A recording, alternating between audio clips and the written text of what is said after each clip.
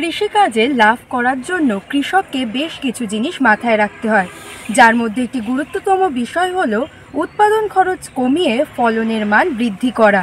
আর ফলনের মান বৃদ্ধি করতে গিয়ে অনেক ক্ষেত্রে দেখা যায় কৃষকরা প্রচুর পরিমাণে কীটনাশক জমিতে স্প্রে করে ফেলেন। এই প্রচুর পরিমাণে কীটনাশক স্প্রে করার ফলে জমিতে অনেক বন্ধু পোকা মারা যায়, আর বন্ধু পোকা জমিতে থাকার ফলে কিন্তু কৃষকের লাভই খানিকটা বেশি হয়। কিন্তু না বুঝে অতিরিক্ত পরিমাণে রাসায়নিক সার প্রয়োগ করার ফলে শত্রু পোকা মারার পাশাপাশি বেশ কিছু বন্ধু পোকাও ক্ষতিগ্রস্ত হয়। সেক্ষেত্রে কৃষকরা কী করবেন সেই সম্পর্কিত বিস্তারিত তথ্য নিয়ে আজ আপনাদের সঙ্গে আমি দেবস্মিতা। কৃষি বার্তায় আপনাদের সকলকে জানাই স্বাগত। বর্তমানে আমার সঙ্গে রয়েছেন বিধানচন্দ্র কৃষি বিশ্ববিদ্যালয়ের সহকারী অধ্যাপক ডক্টর লক্ষণ চন্দ্র প্যাটেল স্যার। আমরা স্যারের মুখ থেকে বিস্তারিত তথ্য জেনে নেব। ফসলের আজকের দিনে বিভিন্ন রকমের যে পোকামাকড়ের সমস্যা হয়, সেই পোকামাকড়ের সমস্যার জন্য কৃষকরা অত্যধিক রাসায়নিক ওষুধ প্রয়োগ করে। কিন্তু অনেক সময় দেখা যায় যে রাসায়নিক ওষুধ প্রয়োগ করতে হলে বিজ্ঞানভিত্তিক কিছু পদ্ধতি আমরা যদি মেনটেন করতে পারি, তাহলে ফসল ক্ষেতে কৃষি কীটনাশক প্রয়োগটা অনেকটা আমরা কমাতে পারি। তাতে প্রকৃতিটা অনেক ভালো থাকে এবং আমাদের যে আশানুরূপ ফল, সেই ফলনটাও আমরা বেশি পেতে পারি। আমি বলি, ফসলে আমরা যে পোকামাকড়ের কথা বলছি, মেনলি দুই ধরনের পোকামাকড় হয়। কৃষক ভাইদের সেটা একটু জানতে হবে, চিনতে হবে, বুঝতে হবে, বা প্রয়োজন মতো যদি কাছাকাছি কোনো বিশেষজ্ঞ থাকে তাদের কাছে যদি একটু পরামর্শ নিয়ে করতে পারেন, তাহলে তাদের চাষে যেমন লাভ হবে, তার সাথে কিছু সামাজিক দায়বদ্ধতাও আমরা কিন্তু প্রত্যক্ষ পরোক্ষভাবে পালন করতে পারবো। তো দুই রকম পোকামাকড়ের মধ্যে কিছু পোকামাকড় যেগুলো কৃষকরা খুব বেশি পরিচিত এবং ফসলে ভালো রকম ক্ষতির সম্মুখীন হয়, সেগুলোকে আমরা বলছি ক্ষতিকারক পোকা। ক্ষতিকারক পোকা বিভিন্ন ধরনের, আমি সেই প্রসঙ্গে আসছি না। আমি যে জায়গাটা কৃষকদের অনেক সময় তারা জানে না বা বোঝে না, বা বুঝলেও সেইভাবে তারা প্রয়োগ করতে পারে না, তার জন্যই আজকের এইখানে আমি জাস্ট বলবো কিছু বন্ধু পোকামাকড় সম্পর্কে। ফসল ক্ষেতে সবসময় ক্ষতিকারক পোকামাকড়ের পাশাপাশি কিছু কিছু উপকারী বন্ধু পোকামাকড় থাকে।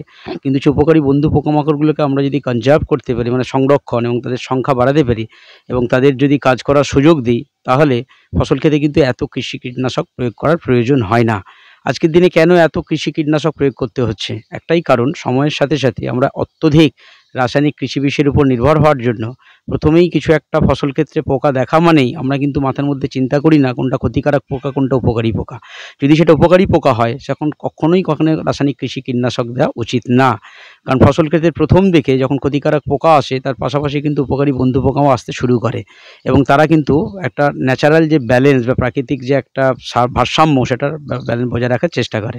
কিন্তু যদি প্রথম দিকে আমি সেটা শনাক্তকরণ না করে কোনো একটা রাসায়নিক কৃষি কীটনাশক, বিশেষ করে সিনথেটিক পাইরিথ্রয়েড বা ক্লোরিনেটেড, অর্গানোক্লোরিনেটেড কীটনাশক বা অর্গানোফসফেট গ্রুপের কীটনাশক বা কার্বামেট গ্রুপের কীটনাশক, এই সমস্ত কৃষি কীটনাশক আমরা যদি প্রয়োগ করে দিই, তাহলে কিন্তু বন্ধু পোকামাকড় তার সাথে সাথে নষ্ট হয়ে যায় এবং ক্ষতিকারক পোকা হয়তো সাময়িকভাবে কমে, কিন্তু যখনই পরবর্তীকালে তারা আবার বংশবিস্তার করে, যেহেতু সেইখানে কোনো উপকারী বন্ধু পোকামাকড় থাকছে না, সেই আবহাওয়ায় বা সেই পরিবেশে তাদের কিন্তু বংশবিস্তার ক্ষমতা এত বেড়ে যায়।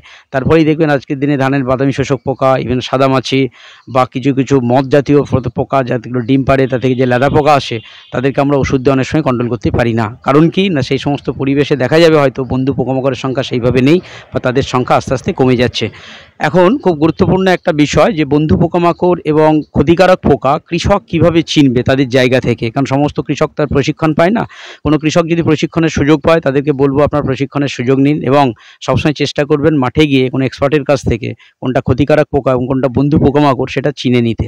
সেটার যদি সুযোগ না থাকে, ফসল ক্ষেতে প্রথম দিকে যখন আপনি কম পোকামাকড় দেখছেন, চেষ্টা করবেন, দেখবেন যে সেই পোকা দ্বারা আপনার ফসল ক্ষেতে কোনো ক্ষতি হয়েছে কিনা।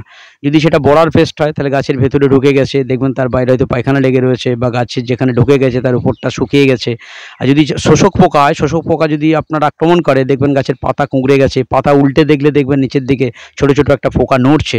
তাহলে এই সমস্ত কিছু প্রাথমিক লক্ষণ দেখেও আপনারা কিন্তু আইডেন্টিফাই করতে পারবেন এগুলো ক্ষতিকারক পোকা। অথচ দেখা যাচ্ছে আরও কিছু কিছু পোকা রয়েছে যেগুলো ফসলে এই ধরনের কোনো, যে সমস্ত ড্যামেজগুলো বললাম, সেই ধরনের ড্যামেজ কিছু করছে না, অথচ ফসল খেতে ঘুরছে। বা আরও একটু সময় দিয়ে যদি তার কাছে আপনি দাঁড়িয়ে থাকেন, দেখবেন অন্য একটা পোকাকে ধরে ধরে খাচ্ছে, বা সেই পোকাটা যখন আগিয়ে যাচ্ছে অন্য একটা পোকা সেখান থেকে পালিয়ে যাচ্ছে। এরকম কিছু যদি অবজারভেশন বা দেখার ক্ষমতা ফসল খেতে আপনারা বাড়াতে পারেন, তার মাধ্যমে একটা প্রাথমিক ধারণা করতে পারেন যে কোনটা বন্ধু পোকা এবং কোনটা ক্ষতিকারক পোকা। তার থেকেও আজকের দিনে আরও একটা বড় সুযোগ আপনাদের কাছে আছে, সবার কাছেই প্রায় আজকের দিন আমরা অ্যান্ড্রয়েড ফোন ব্যবহার করি। সেই অ্যান্ড্রয়েড ফোনের মাধ্যমে যদি একটু ছবি তুলে আমাদের কাছে পাঠাতে পারেন, বা আপনার কাছাকাছি যারা কৃষি আধিকারিক আছে তাদের কাছে যদি একটু হোয়াটসঅ্যাপে যোগাযোগ করে আপনি জানতে চান যেটা বন্ধু পোকা না শত্রু পোকা, তারাও কিন্তু সেটা দেখে বলে দিতে পারে। এইভাবেই আপনার জমির মধ্যে কোনটা বন্ধু পোকা শত্রু পোকা এই যদি আইডেন্টিফিকেশন বাড়াতে পারেন, তাহলে সেখান থেকে কিন্তু অত্যধিক হারে আমরা যে রাসায়নিক কৃষি বিষ প্রয়োগ করি, অনেক সময় বন্ধু পোকা নষ্ট করে দিচ্ছি, সেই প্রবণতা কিন্তু আমরা কমাতে পারবো।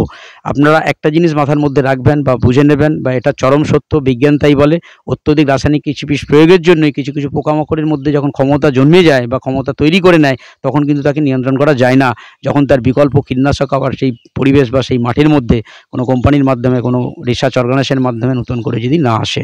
আমরা এই ধরনের কন্ট্রোল ব্যবস্থাটাকে বলছি বায়োলজিক্যাল কন্ট্রোল বা জৈব নিয়ন্ত্রণ ব্যবস্থা। জৈব মানে কি, কিছু পরজীবী এবং পরভোগ বন্ধু পোকামাকড় রয়েছে যেগুলো ফসল ক্ষেত্রে ক্ষতিকারক পোকাদের উপর নানাভাবে বংশবিস্তার করে সেগুলোকে নষ্ট করে দেয় এবং তাদের বংশবিস্তার করতে দেয় না। তাই আমার সবার শেষে আমি বলবো যে কীভাবে আমরা এই পরজীবী এবং পরভোগ বন্ধু পোকাদের প্রতি বাঁচিয়ে রাখতে পারি, তাদের সংখ্যা বাড়াতে পারি, এবং রাসায়নিক কৃষি বীজ যাতে একটু ভাবনা চিন্তা করে প্রয়োগ করতে পারি, এ ব্যাপারে সমস্ত কৃষককে উদ্যোগ নিতে বলবো এবং সেইভাবে এগিয়ে আসতে বলবো। তবেই আজকের দিনে আজকের যে একটা ভয়ানক সমস্যা, অত্যধিক কৃষি বীজ প্রয়োগ করেও আমরা ক্ষতিকারক পোকামাকড়কে নষ্ট করতে পারছি না, বা আমরা আশানুরূপ ফল পাচ্ছি না বা ফলন পাচ্ছি না, সেই জায়গা থেকে সরে আসতে হলে অবশ্যই আমাদের জানতে হবে এবং যে সমস্ত বিষয়গুলো বললাম সেইভাবে আমাদের প্রয়োগ করার কৌশল এবং ক্ষমতা এবং আগ্রহ বাড়াতে হবে।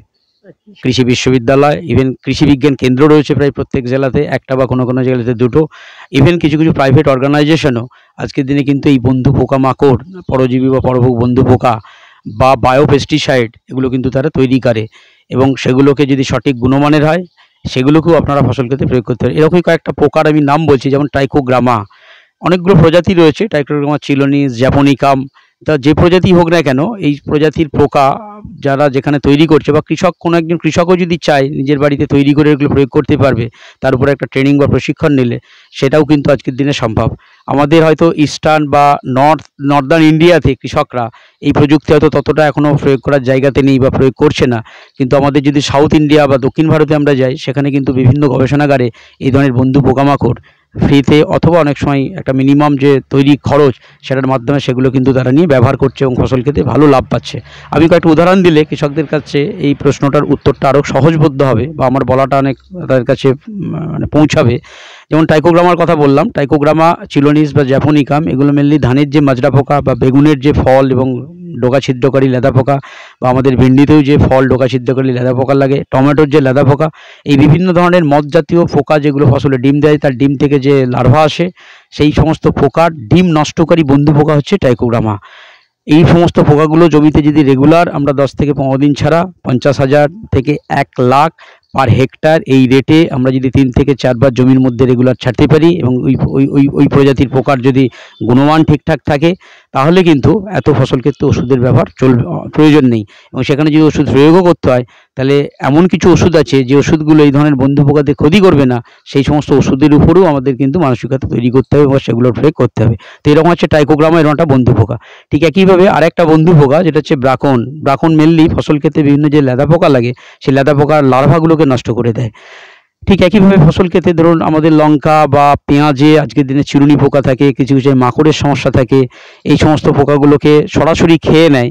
এই ধরনের কিছু পরভোগ বন্ধু পোকা যেমন অ্যান্থোকোরিড বাগ, ঠিক আছে, কাইসোপাল্লা, এগুলো কিন্তু ল্যাবরেটরিতে ঘরের মধ্যে প্রোডাকশন করা যায়। প্রোডাকশন করে জমির ক্ষেত্রে ছাড়লে এই সমস্ত যে সমস্ত পোকাগুলো বললাম, যেগুলো রাসায়নিক ওষুধে ঠিকমতো অনেক সময় কাজ দেয় না বা অত্যধিক হারে রাসায়নিক ওষুধ প্রয়োগ করতে হয়, তো সেই সমস্ত পোকাগুলোকে আমরা সহজে নিয়ন্ত্রণ করতে পারি বা রাসায়নিক ওষুধের প্রয়োজনটা আমরা কিছুটা কমাতে পারি, যদি সঠিক সময়ে বিজ্ঞানসম্মত উপায়ে সঠিক মাত্রায় সঠিক গুণমানের প্রজাতি আমরা ফসল খেতে প্রয়োগ করতে পারি বা ব্যবহার করতে পারি।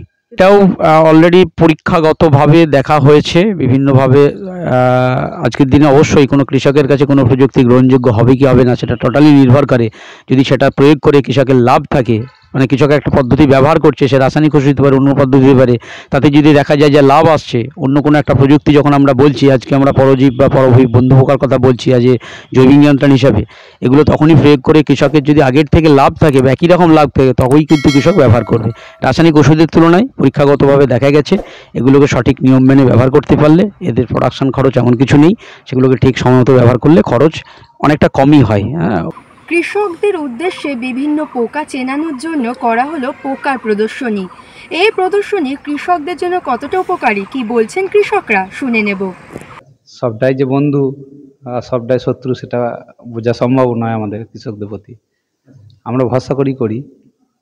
পোকা থেকে ওষুধ দিয়ে দেন। হ্যাঁ, সেটা বটে। এখানে দেখছেন, দেখে কি মনে হচ্ছে যে এগুলো অনেকটা আপনাদের চেনা পরিচিত ছিল নাকি হ্যাঁ, অচেনা? কিছুটা চেনা পরিচিত আছে, সবটা নয়। কৃষি নিয়ে যে সমস্ত ছাত্রছাত্রীরা পড়াশোনা করছেন তারা এই পোকা নিয়ে কি বলছেন বা কিভাবে আপনি বন্ধু পোকা এবং শত্রু পোকা চিনবেন, আমরা সেই সমস্ত ছাত্রছাত্রীদের মুখ থেকে শুনে নেব। বন্ধু পোকা যেটা মানে শত্রু পোকাকে দমন করতে সাহায্য করছে, সেটা কিন্তু ন্যাচারালিও মানে মাঠে উপস্থিত, কিন্তু চাষিরা সেটা চেনে না। তার ফলে কি আরও ওষুধ যেটা দিতে থাকছে, প্রাথমিকভাবে যদি আমরা দেখতে চাই হয়তো ওষুধের দামটা কম পড়বে, যেটা বন্ধু পোকা যদি আমরা যেটা ল্যাবে আর্টিফিশিয়ালি তাদের বংশ বিস্তার করে পরে যেটা ছাড়া সেটার দাম হয়তো প্রাথমিকভাবে বেশি পড়লেও কিন্তু সেটা কোনো ক্ষতি করবে না প্রকৃতির, বা সেটার মানে তার পরবর্তীতেও আমরা লাভ পাবো। কিন্তু একই ধরনের ওষুধ যখন একবার দিচ্ছি কাজ করছে না, আরও দেওয়া হচ্ছে বা বেশি পরিমাণে ফার্মাররা দিয়ে ফেলছেন, কখনো আগে দিয়ে দিচ্ছেন, তো এটার ফলে তারা ভালো মতো কন্ট্রোল পাচ্ছেন না। তো সেই কারণে যদি আর কি এই ধরনের বন্ধু পোকা আমরা মানে যেটা ল্যাবে তৈরি করা হচ্ছে সেটা যদি ছাড়া হয় তাহলে সেটা মাটির পক্ষেও ভালো, এবং আর তার ফলে ওষুধ দেওয়া লাগবে না, আর আমরা খুব ভালো লাভ পেতে পারি সেখান থেকে। ট্রাইকোডার্মাটা করতে পারবো, কেন কি ওটা তৈরি করতে খুব একটা খরচা লাগে না। কেন কি আমাদের ওটা তৈরি করার জন্য যে হোস্টের উপর তৈরি করি সেটা হচ্ছে কর্সাইডা, মানে যে আমাদের ধান যদি স্টোর করে রাখি সেখানে একটা পোকা লাগে মথ জাতীয়, রাইস মথ বলে, ওটা লার্ভা থেকে আমরা ট্রাইকোডার্মাটা তৈরি করতে পারি। তো ওটা খুব একটা ইকোনমিক্যালি মানে খুব একটা খরচা পড়ে না, কিন্তু আরও যেগুলো অন্যান্য প্রজাতিগুলো আছে সেগুলো খরচা অনেক বেশি পড়ে যাবে। তো ওটা অ্যাভেলেবেল একটু কম হয় সব জায়গাতে। আমরা শুনলাম জমিতে বসবাসকারী বন্ধু পোকা কিন্তু ফলনের বৃদ্ধির জন্য একান্ত প্রয়োজন। শুধু ফলন বৃদ্ধিই নয়, জমির মাটির স্বাস্থ্য বজায় রাখতেও কিন্তু এদের গুরুত্ব অপরিসীম। তাই অবশ্যই জমিতে সার প্রয়োগের ক্ষেত্রে সঠিক পরামর্শ মেনে সঠিক পরিমাণে সার প্রয়োগ করাই একান্ত প্রয়োজন। আপনারা যারা ভাবছেন বিভিন্ন কৃষি সম্পর্কিত পরামর্শ নেবেন তারা অবশ্যই কৃষি বিজ্ঞান কেন্দ্র, কৃষি দপ্তর, উদ্যান পালন দপ্তর এবং কৃষি বিশ্ববিদ্যালয়ে যোগাযোগ করে সঠিকভাবে কৃষিকাজে এগিয়ে আসলে আপনারাও লাভ করবেন বলে আমরা আশা রাখছি। এরকম আরও নতুন নতুন তথ্য জানতে অবশ্যই আমাদের কৃষি বার্তা চ্যানেলটিকে সাবস্ক্রাইব করে বেল আইকনটি প্রেস করে রাখুন এবং ফেসবুকে কৃষি বার্তা পেজটিকে ফলো করে রাখুন, যাতে সবার প্রথমে নোটিফিকেশানটি আপনার কাছে পৌঁছে যায়। নমস্কার।